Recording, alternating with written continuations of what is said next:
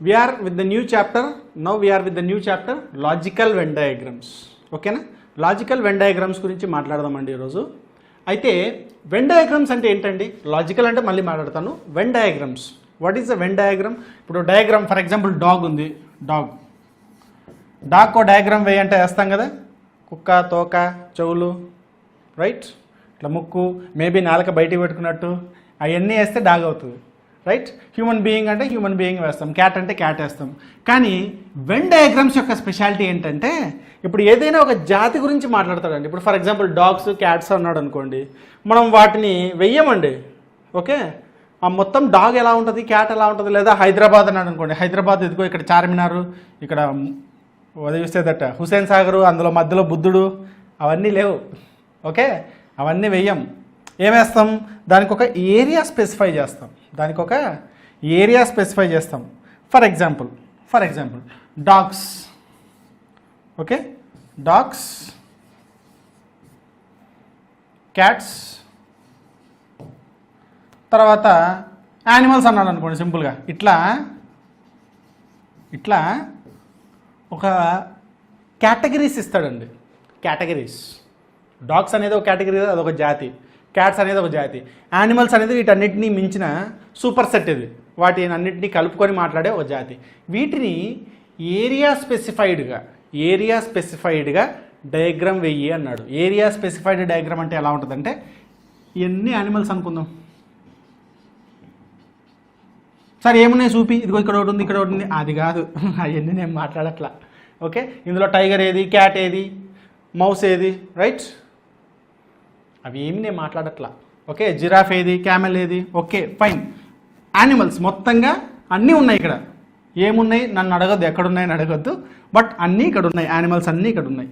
ఇందులో క్యాట్స్ ఉన్నాయా? ఇందులో ఉన్నాయా క్యాట్స్? ఇంది బయట ఉన్నాయా? యానిమల్స్ దాటి వస్తాయా క్యాట్స్ అంటే? యానిమల్స్లోనే వస్తాయా? యానిమల్స్లో క్యాట్స్ ఒక జాతి. ఓకే, యానిమల్స్లోనే ఉంటాయి అవి. డాగ్స్ కూడా ఒక జాతి. మరి డాగ్స్, క్యాట్స్ కలిసి ఉంటాయా అంటే ఒకే జాతికి సంబంధించిన క్వాలిటీ పరంగా ఒకే జాతికి సంబంధించినవే కాదు. ఓకే, అట్లా ఏరియా బేస్డ్గా స్పెసిఫై చేయడాన్ని వెన్ డయాగ్రామ్ అంటామండి. అదేవిధంగా ఇప్పుడు ఇంకొకటి ఇచ్చాడు, అమీర్పేట్. ఓకే, అమీర్పేట్, హైదరాబాద్, తెలంగాణ, ఓకే, నిజామాబాద్, ఇలా ఒక 4 కేటగిరీలు ఇచ్చాడు.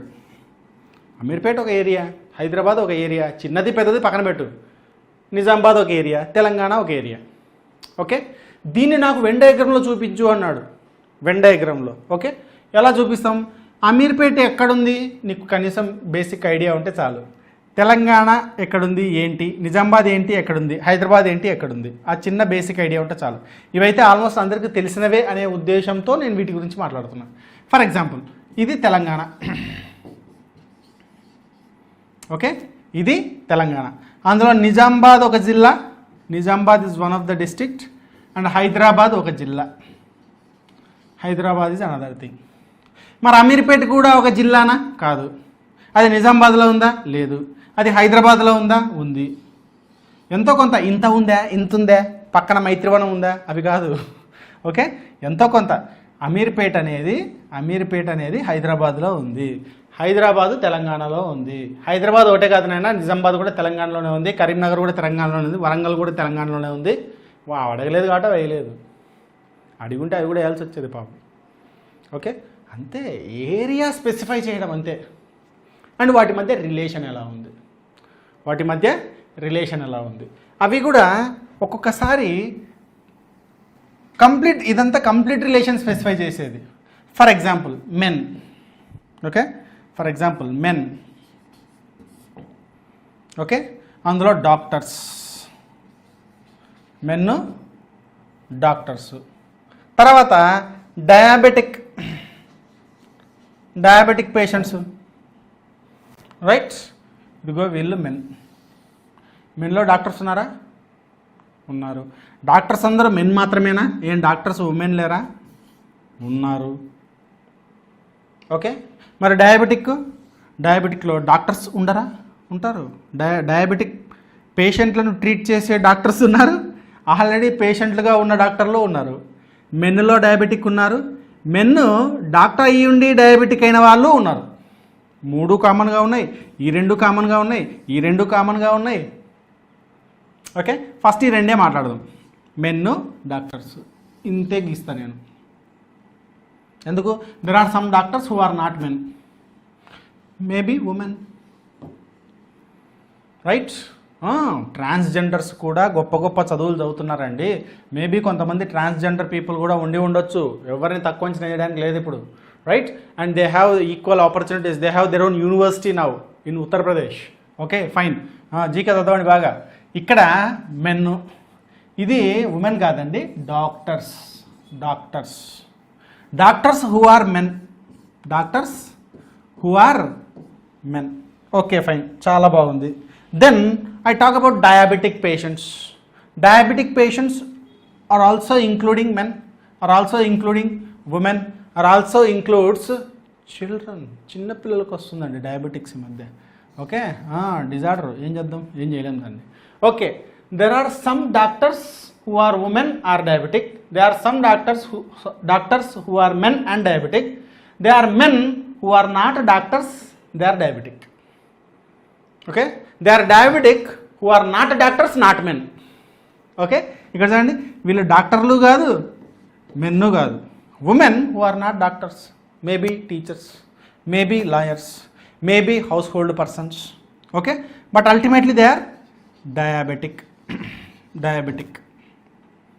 Okay, people who are doctors and those who are men. Okay, చూడండి, కేటగిరీ వైజ్ క్వాలిటీ పరంగా ఈ డయాగ్రాము ఈ చెప్పిన 3 మాటలకి సూట్ అవుతా ఉందా? అవుతా ఉందా? అవుతా ఉంది.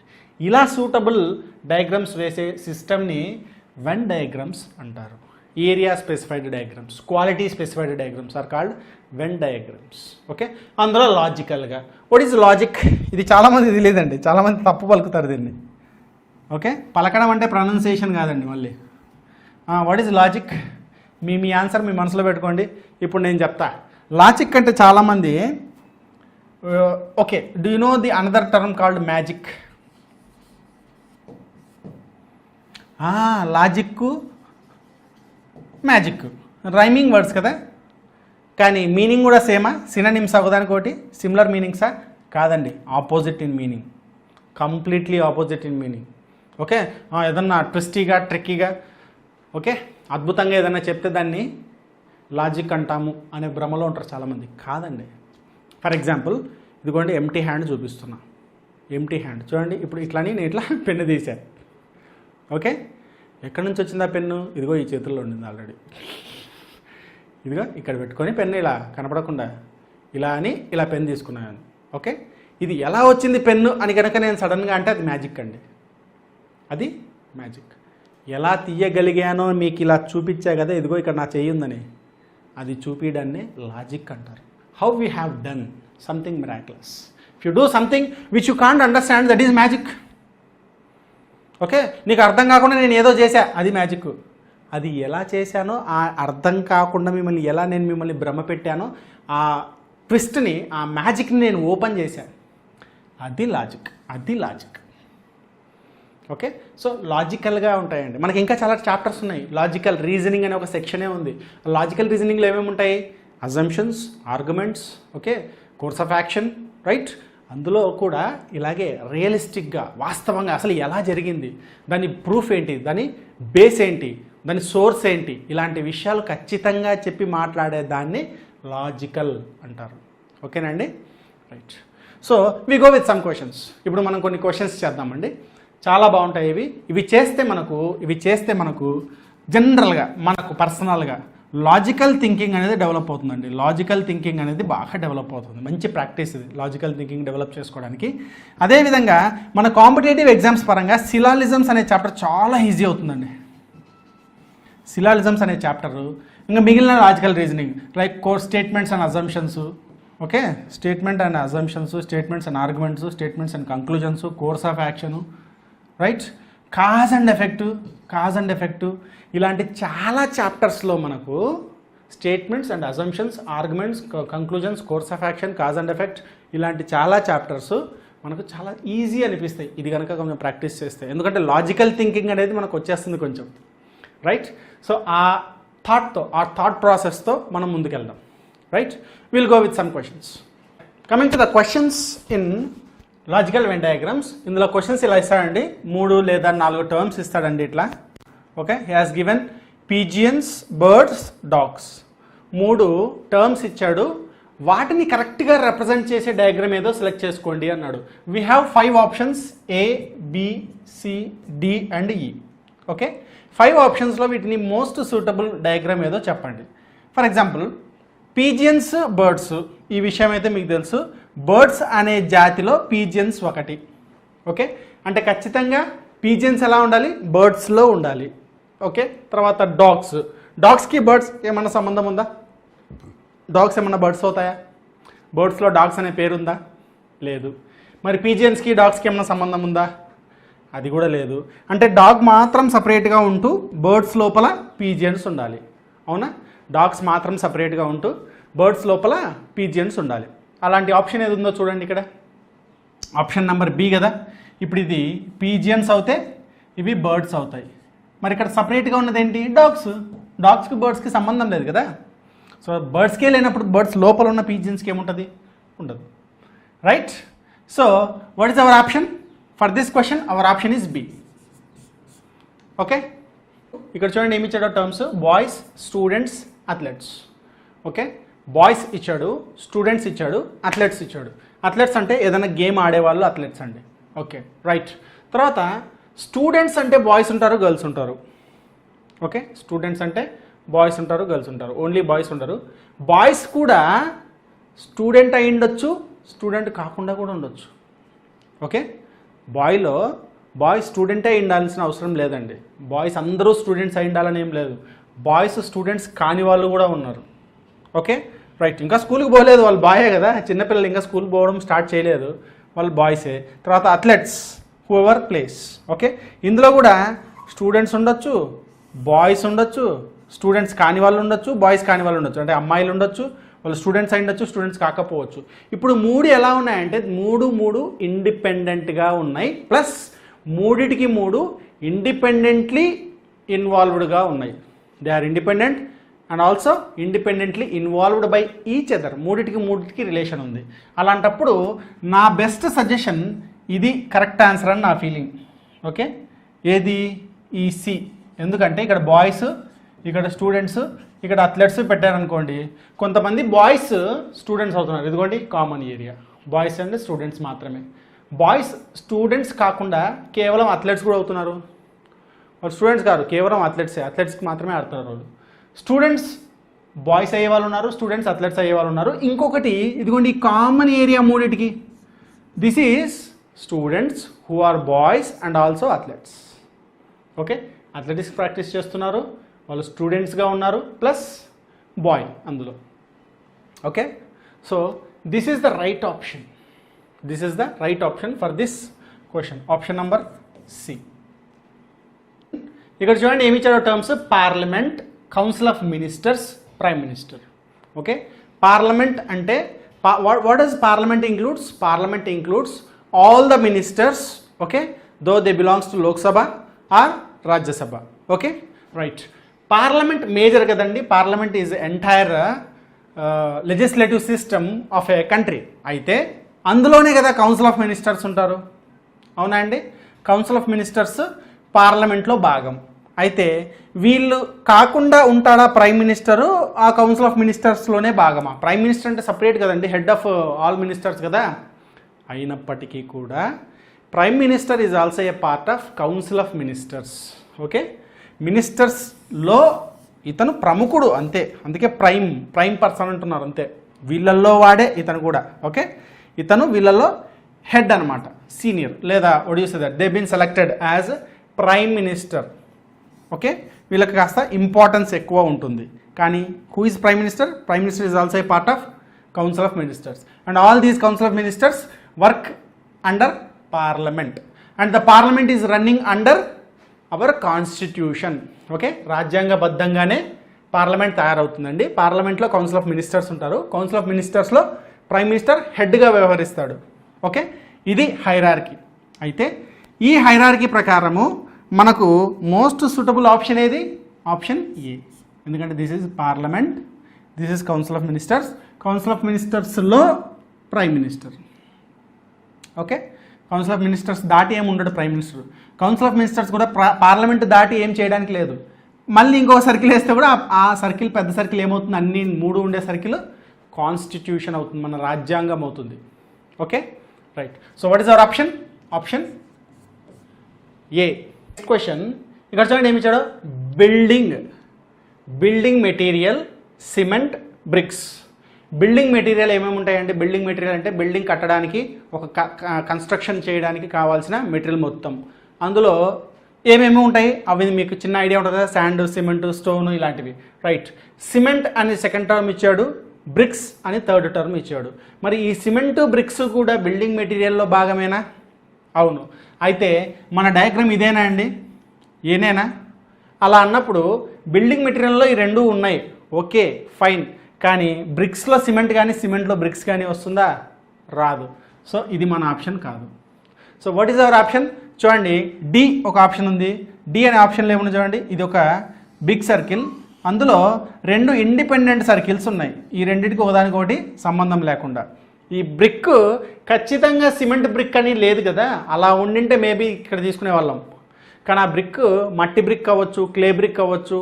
ఓకే, పొట్టుతో చేస్తున్నారు ఈ మధ్య బ్రిక్స్, తెలుసా మీకు? లైట్ వెయిట్ బ్రిక్స్ అని చెప్పేసి పొట్టుతో చేస్తారండి. Right. So that may be a different material. So brick, cement are independently dependent in building material. Building మెటీరియల్లో ఒకదానికొకటి ఇండిపెండెంట్గా వర్క్ అవుతాయి, బ్రిక్, సిమెంట్. ఇదేమో బిల్డింగ్ మెటీరియల్. ఓకేనా అండి? So what is our option? D is our option. మా 4th క్వశ్చన్కి suitable option ఏది అంటే డి. ఒకవేళ ఇక్కడ బ్రిక్స్ బదులు వుడ్, చెక్క కనుక ఉండింటే, వుడ్ చెప్పండి, వుడ్ ఉంటే ఏదొస్తుందండి? ఇది వస్తుందేమో కదా. బిల్డింగ్ మెటీరియల్లో సిమెంట్ భాగం, వుడ్ దానికి సంబంధం లేదు కదా. ఓకే, బిల్డింగ్ మెటీరియల్లో మనం కిటికీలు అవన్నీ మాట్లాడుకోమా? బిల్డింగ్ మెటీరియల్లో వుడ్ కూడా భాగమే. ఒకవేళ ఇక్కడ వుడ్ ఉన్నా కూడా మన ఆప్షన్ ఇదే. ఓకేనా అండి? ఒకవేళ ఎలక్ట్రికల్ ఎక్విప్మెంట్స్ అంటే కూడా అది బిల్డింగ్ మెటీరియల్లో భాగమే. ఎలక్ట్రికల్ ఎక్విప్మెంట్స్, స్విచ్చెస్, వైర్స్ అవి లేకుండా మనం బిల్డింగ్ మెటీరియల్ అనమండి. ఓకే, అంటే అనొచ్చేమో, అవి లేకపోయినా కూడా అనొచ్చు. బట్ ఎలక్ట్రికల్ ఎక్విప్మెంట్స్ని కూడా బిల్డింగ్ కన్స్ట్రక్షన్లో ఖచ్చితంగా వాడతాం. సో ఖచ్చితంగా ఎలక్ట్రికల్ ఎక్విప్మెంట్స్ కూడా బిల్డింగ్ మెటీరియల్లోపే వస్తాయి. ఓకే, సపరేట్గా వాటికి మళ్ళీ వేరే పేరేం లేదు. ఒక బిల్డింగ్లో ఖచ్చితంగా వాడే ప్రతి మెటీరియల్ ఉంది చూడండి. ఎలక్ట్రికల్ ఎక్విప్మెంట్స్ కావచ్చు, శానిటరీ ఎక్విప్మెంట్స్ కావచ్చు, వుడ్ కావచ్చు. ఓకే, వుడ్ ఏం వుడ్ చెప్పలేదు కదా, అది కిటికీకి వాడతాం, మనం డోర్కి వాడతాం. రైట్. ఈ మధ్య ఇవి వచ్చేసింది, ఫర్నిషింగ్ వచ్చేసింది, మొత్తం కబోర్డ్స్ చేయించుకుంటున్నాం మనం వుడ్తో. రైట్. సో అదంతా బిల్డింగ్ కన్స్ట్రక్షన్కి యూజ్ చేసే మెటీరియలే కదా. So whether we have wood or electrical equipments, we have to take this option. Okay, don't go for this. ఒకవేళ ఇలాంటివి వస్తే ఇది చూస్ చేసుకునే ధైర్యం చేయొద్దండి, దెబ్బతింటారు. ఓకేనా? ఇక్కడ చూడండి, ఫస్ట్ టర్మ్ పెట్స్ అని ఇచ్చాడు, సెకండ్ టర్మ్ డాగ్ అన్నాడు, తర్వాత టైగర్ అన్నాడు. పెట్స్లో పెట్ అంటే పెంచుకునే జంతువు అని.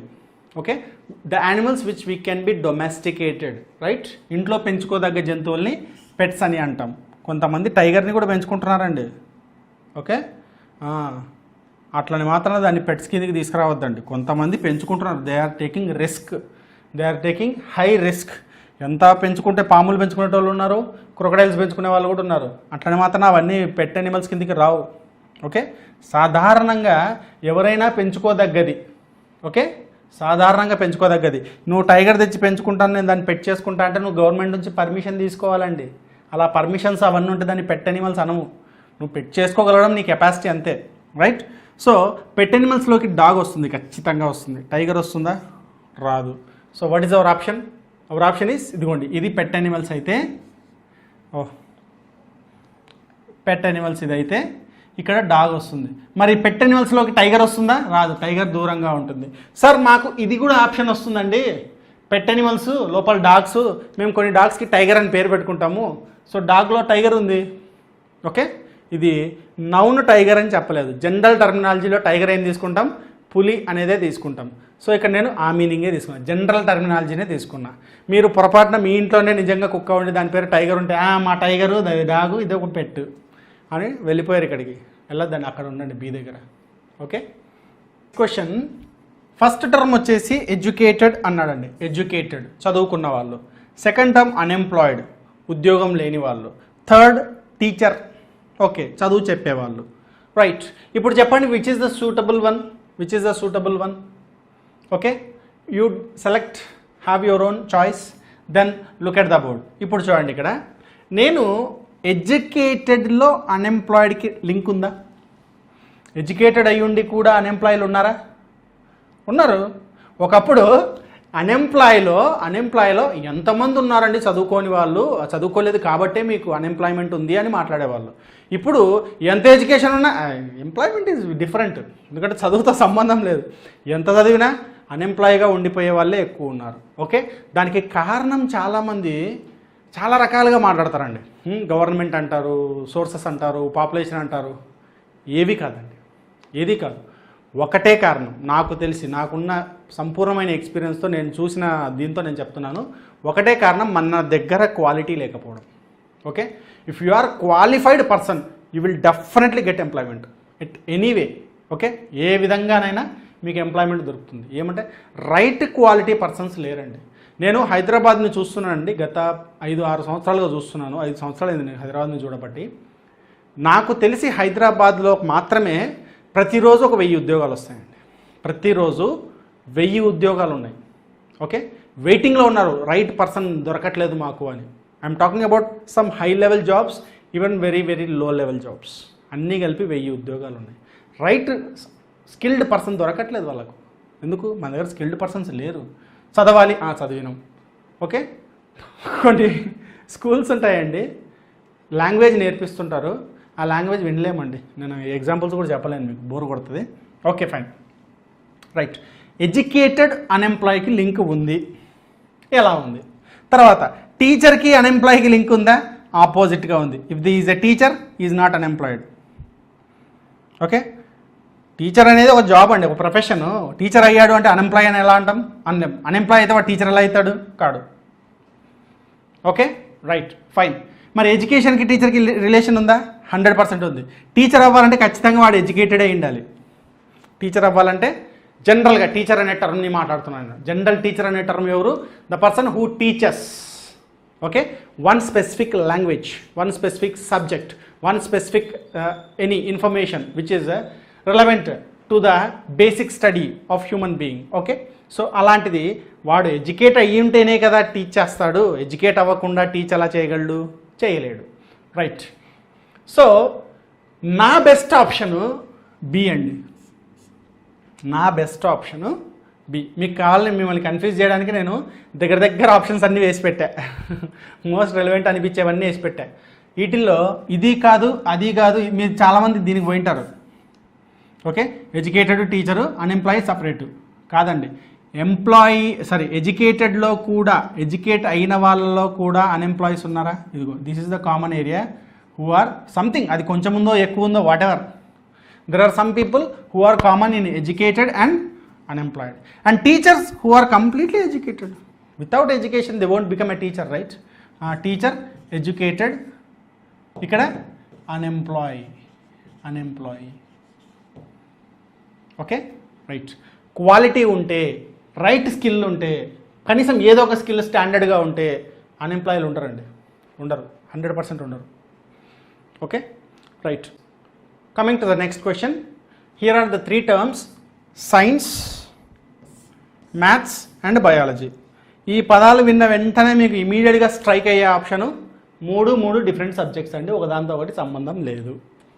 ఓకే, కానీ కొంచెం ప్రశాంతంగా ఆలోచించండి. సైన్స్లో పార్ట్ కదా బయాలజీ, అవునా? ఇప్పుడు మీకు ఇమ్మీడియట్గా స్ట్రైక్ అవుతుంది ఏంటి? Option A. యాక్చువల్గా ఆప్షన్ సి తప్పే, ఆప్షన్ ఏ కూడా తప్పే. మరి ఆప్షన్ ఏంటి? What is our option? చెప్పండి. నా ఆప్షన్ వచ్చేసి డి అండి. ఎందుకంటే సైన్స్ క్వాలిటీస్ ఉన్న సబ్జెక్టులు రెండు, మ్యాథమెటిక్స్, బయాలజీ.